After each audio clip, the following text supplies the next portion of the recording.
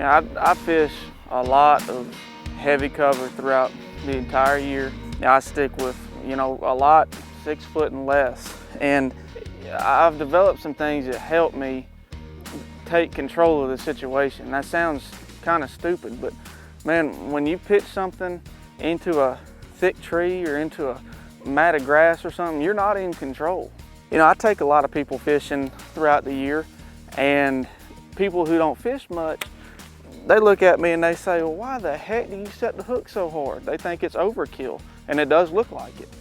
You have to get them out of there and into a more favorable situation where you can control them as quickly as possible. So 2 things that revolve solely around my reel choice is a high-speed ratio and a cinch-down drag.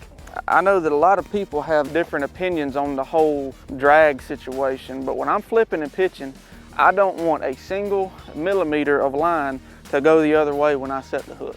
When I set the hook, I want it to be direct contact with a fish and take control of them and get them in the deadgum boat. So I cinch them all the way down. I don't care what reel it is. I don't care who makes it. I cinch it all the way down. But then you could say, well, what happens when one takes a sharp run at the boat or something? You're going to break your line. You do. You can do that. That can happen. But you have to have your thumb right here near the thumb bar. So when that fish dives, you'll see me click that thumb bar and give it some tip.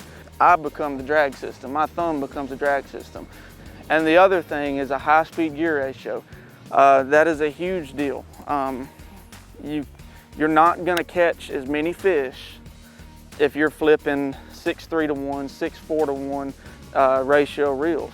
Because a lot of times when these fish bite, they're gonna run right at you, and you have to chew up that line. You have to eat that line and reel it up quickly so you can get your rod in position to set the hook.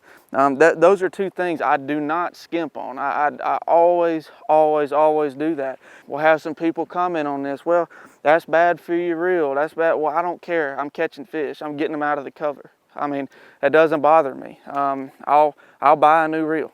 All I'm concerned with is taking control on that of the fight, getting the ball in my court and getting them in the boat. Get you a high-speed reel and cinch that drag down, put you some 20-25 pound Seaguar Braze X on there, and just wrench on them. You got to. Oh, you got it. Yep. See? I would have never gotten that fish